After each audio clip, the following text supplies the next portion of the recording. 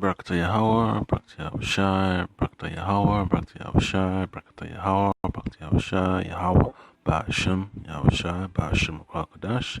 Double honors and salutations to the elders and apostles who grew up in Stone Road well, and I can preach the gospel of the Lord Yahushai in sincerity and diligence of mind throughout the four corners of the earth. This is Brother Menashe DC Camp with a short lesson to edify the hopeful elect. Alright, so yeah, it's just so hilarious, man, that our people are lost, and only the Lord Yahweh Shema Shai can wake them up.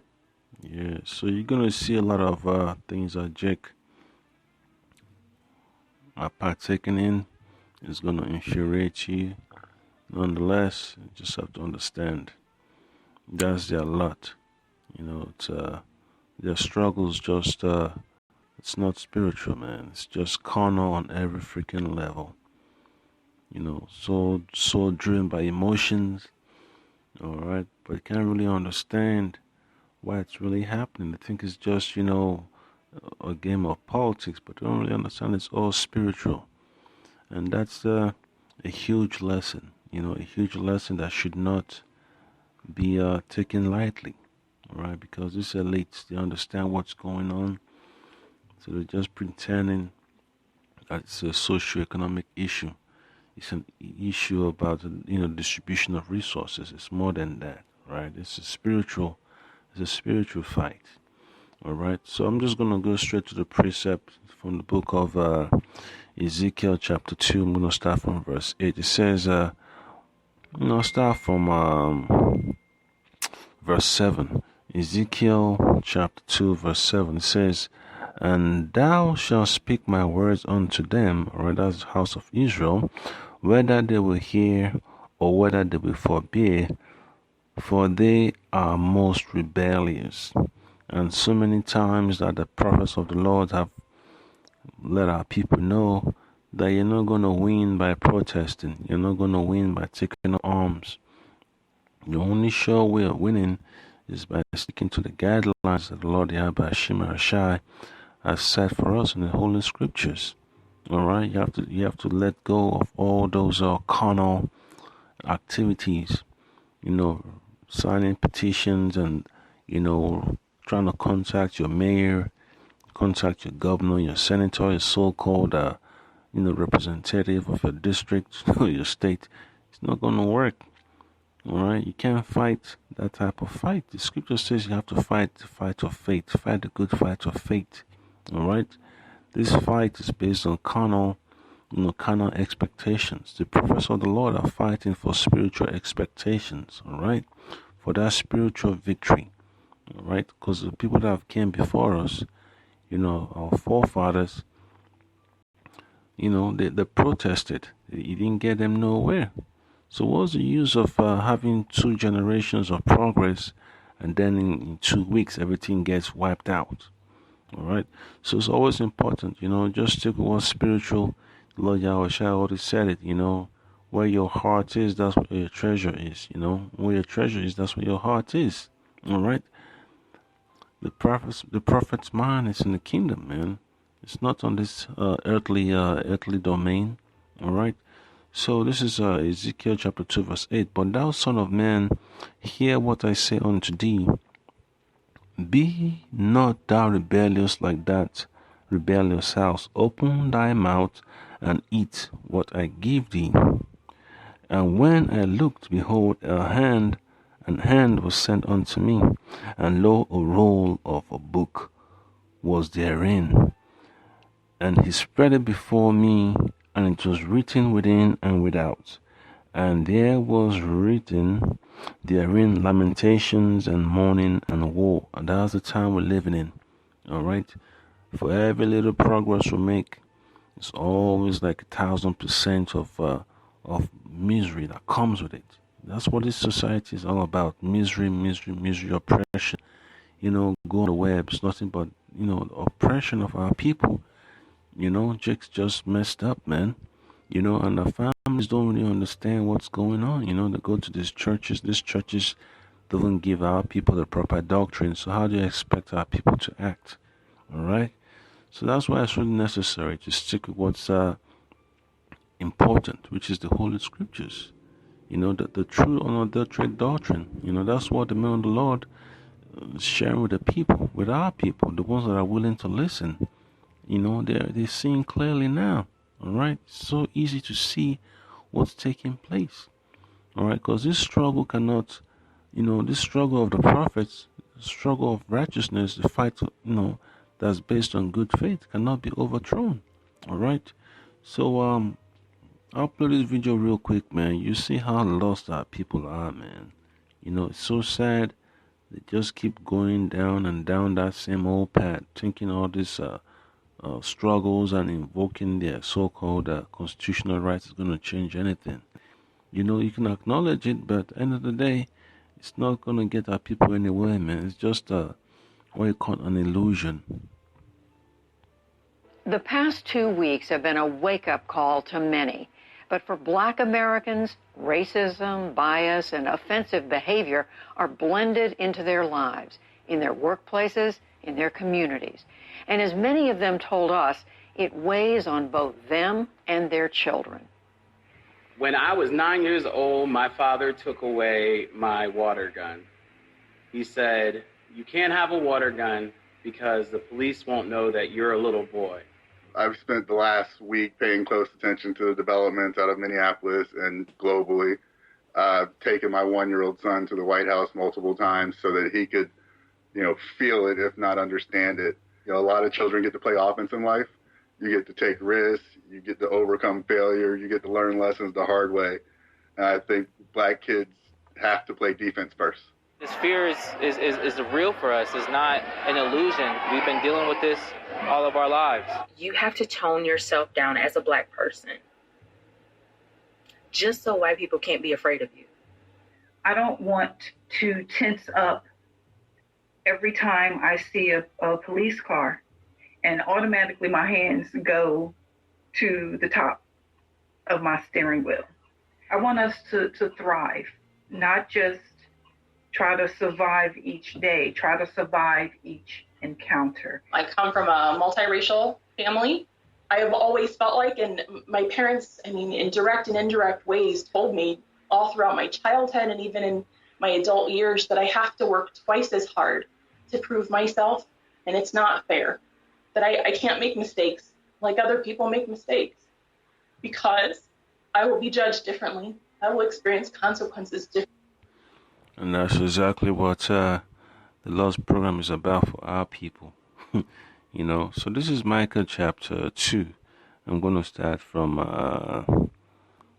verse 10. It says, "Arise ye and depart, for this is not your rest, because it is polluted. It shall destroy you, even with a sore destruction."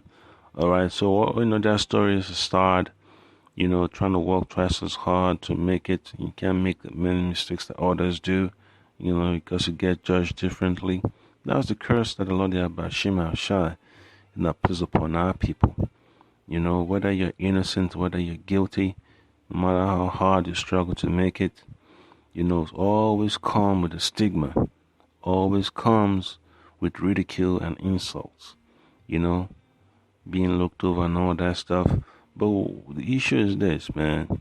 Our people just thinking, by then going to school, going to college, getting a good credit, getting a good job, buying a house, that's a step forward. Nah, it's just an illusion, man. Just walking on ice. Because when the heat comes, man, all that stuff will melt away. All right? That's why it's really important, man, our people to wake up, man, spiritually. Because that's what really counts, man. The Most High got to take away those scales of their eyes, just like, the scales came out of the eyes of Paul, They need to be circumcised spiritually. That stony heart, of thinking they could make it in this world by them doing the right thing. Doing the right thing will get you in trouble in this world, Being spiritual is the way to go. All right, because when you wake up spiritually, you understand what's really going on and you move accordingly. All right, you see everything, as clear as daylight. All right, that's why the scriptures all refer to as wisdom. It refers to as understanding. All right, it keeps your mind sharp. It keeps your eye, bright. And that's one thing the world lacks, especially our own people. No matter how hard you tell them, it's like, okay, well, so what's the solution? It's like, just come back to the Lord there by Shema Shai and have faith. But our people don't have that patience to have faith, man. They don't have that patience to wait on the Lord. They want to go out there and throw themselves at the mercy of these so-called government officials.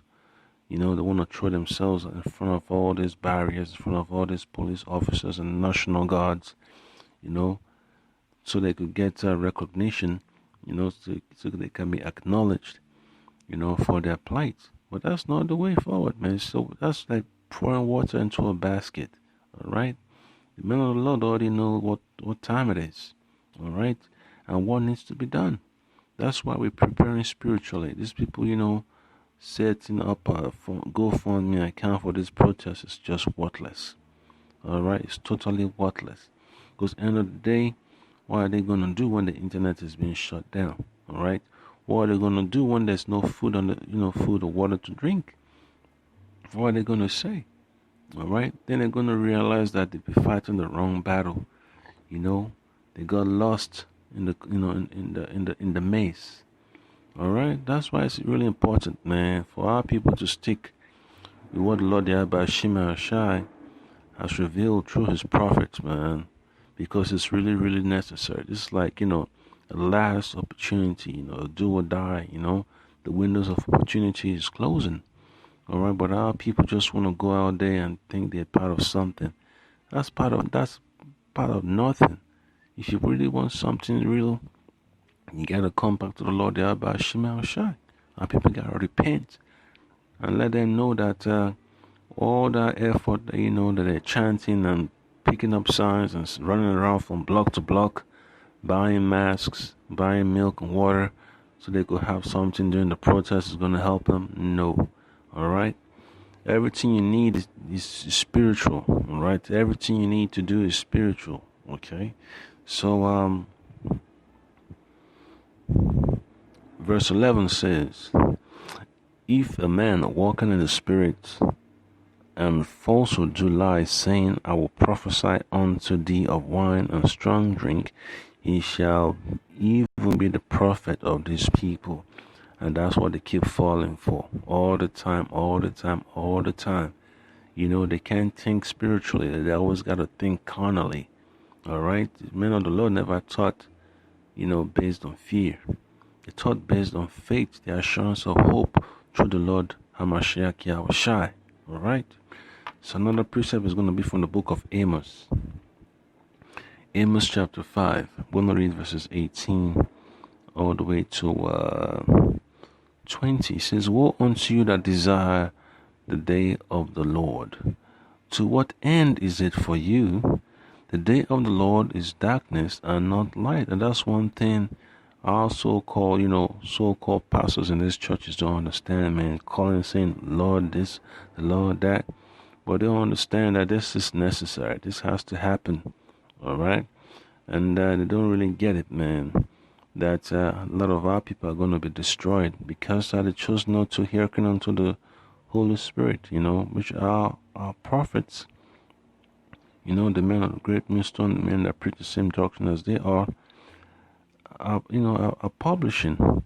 It's so simple to hear this word, but a lot of people will not hold on to it. That's why, the Lord Abba Shema Shai is going to let our people feel that heat, feel that destruction, feel that oppression, feel the, that life being squeezed out of their body. All right. Then it says, as if a man did flee from a lion and a bear met him. So whatever struggles our people running into, man, it's all for nothing, man.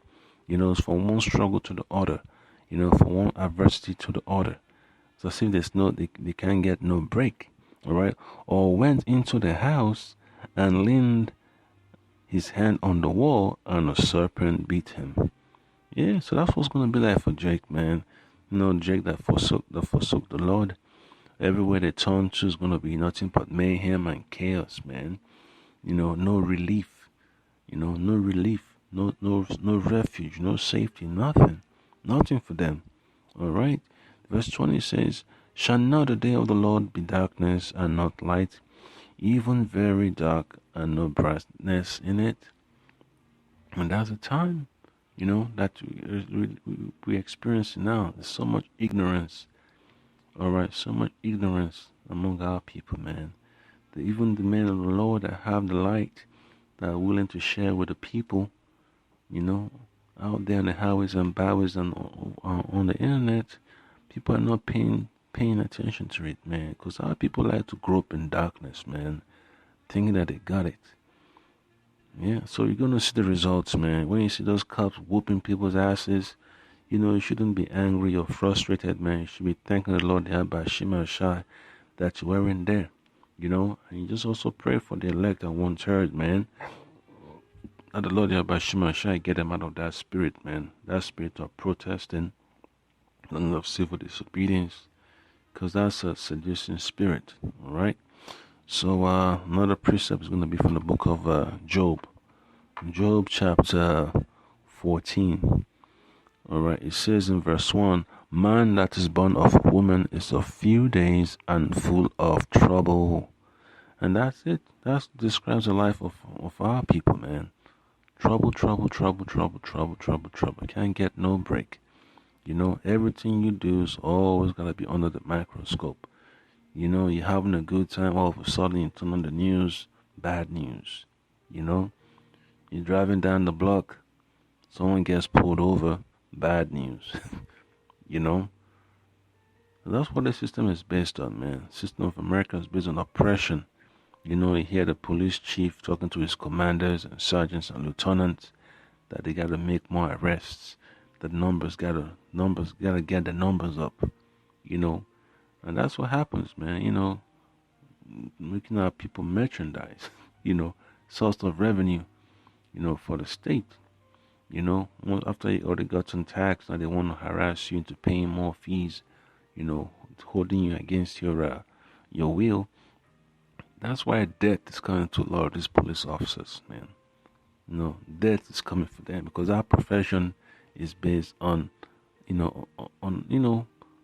what you say, kidnapping, man. And the scripture tells you something about kidnapping. It tells you that clearly in the book of Exodus, chapter 21, verse 16. Even the judges too, they know it's a violation. That's why the Lord by Shema is coming for them too. All right. So this is Exodus chapter 21, verse 16. It says, "And he that stealeth a man and selleth him, or if he be found in his hand, he shall surely be put to death." So when you see a lot of these police officers and all these judges and lawyers getting shot, you shouldn't have no sympathy. You shouldn't have no empathy for them. All right, because that's the judgment of the Lord by Shema Shai. When you see a Jake that's in uniform, whether it's National Guard, Army, whether it's security officer, whatever, and they're going along with Esau's system, and they get judged, hey, too bad, too sad. The men of the Lord are moving on, okay? And I'm continuing to Job chapter 14, verse 2. And it says, "He cometh forth like a flower, and is cut down. He fleeth also as a shadow, and continueth not." And that's one thing a lot of people don't get. That journey in Babylon, it's a short one. They think that by making plans for 10 years, 15, 20 years, that's the way to go. No. But there's nothing solid in this place, man. It's subject to destruction. It's subject to confiscation. Is subject to corruption. That's why the Lord by Shema Shai keeps telling us, arise ye and depart.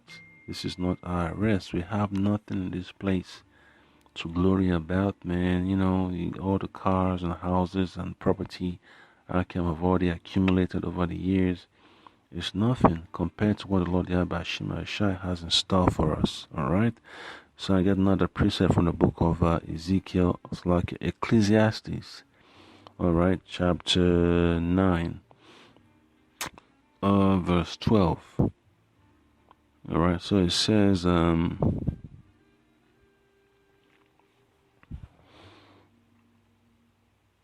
verse 12, Ecclesiastes chapter 9, verse 12. For man also knoweth not his time, as the fishes that are in an evil net. And that's what these people have become, man. All these protesters, they just walk into a trap. You used to put that bait out there, man. You just catching all type of fish, man. All types, man. All types. It's catching all type of fish, and when it gets busy, what do you expect? He's gonna have a good, good what you call a good catch. Yeah, good catch. And that's exactly what it is, man. So as a man of the Lord, you're not gonna be deceived by all these struggles, man. All right. So it says, and as the birds that are caught in the snare, so are the sons of men snared in an evil time, when it falleth suddenly upon them. And this is exactly what we are experiencing now, man. Our people are just falling for the okie doke, man. They're drinking the Kool-Aid and they're loving it, man. They think they're making a difference, but they're not. They're just, wasting their energy, all right? They having mental breakdowns and all that nonsense, but they're not getting rejuvenated, man.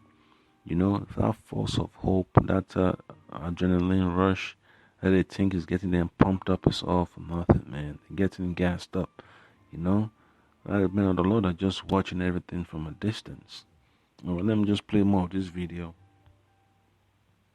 Currently, people of color are always being told we have to be the ones to forgive.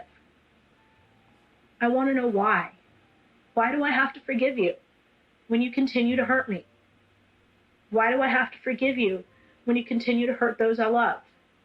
Why do I have to forgive you when you continue to make the kids I work with feel less than? I shouldn't have to forgive you for that. For African American families, the challenges, the pain, and the outright exhaustion connected with this kind of behavior present their own distinct burdens. Special correspondent Charlene Hunter-Gault talks with a father and his grown son about their work over decades to create change. Cleveland Sellers, a.k.a. Cleve, is one of the iconic legends of the 1960s civil rights movement. His son, Bakari Sellers, is a former South Carolina legislator whose recent book is called My Vanishing Country. Thank you so much for joining me. It's great to see you after all these years. Let me start with you, Cleve. Based on your years of experience, this George Floyd killing is nothing new, right? Absolutely. The murder of Emmett Till was the thing that I developed my social consciousness around. And of course, Emmett Till was lynched ostensibly from whistling at a white woman. And so how did all of what you were experiencing during the civil rights movement, right on up through the time you yourself got shot in Orangeburg while young people were demonstrating and 4 men were killed, how did that affect your advice to your son, Bakari, growing up? African-American men had to tell our sons about the survival skills, and we all had to tell them the protocol that they should follow in order for them not to get arrested for just being indignant about the name calling by police officers and antagonisms by police officers. And I'm going to leave it there because, his son became a so-called public servant. That's one thing a lot of people don't really get, man. You can't change the system, man, by joining the system. You can't change the system by becoming a police officer, by becoming a lawyer, by becoming a doctor, by becoming a judge, a president. You can't. That's not what this place has been set for. The Lord set up Babylon to be destroyed. By them thinking they can change this society, meaning that they're telling the Lord that they can turn Babylon around into an oasis, into a paradise for their children and grandchildren. The Lord already said Babylon's going to go down. All right, you shall have no so-called real estate here, man. All those investments that you've had is going down the drain. That's what Babylon is, man. Babylon is going down. Scripture talks about Babylon is fallen, is fallen, is fallen. All right? And a lot of people just don't want to take that to heart, man. They want to think that that struggle is going to turn the tides, you know. And that's one thing our people need to wake up, man. Need to wake up from that illusion, thinking that Babylon is gonna provide sustenance for them, man. Those days that the serpent, used to feed our people, those days are coming to an end, man. Right?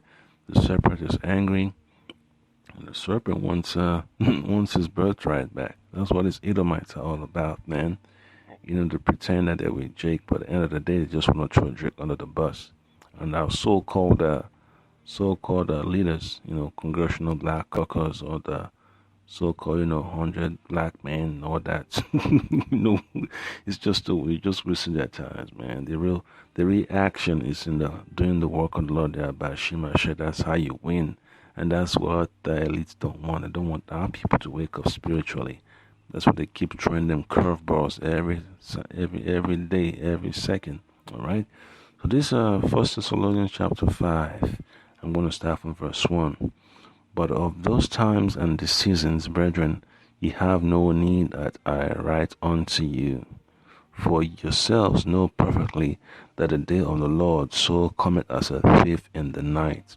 So while these people are out there struggling for civil rights, equality, and justice and peace, the Lord is approaching.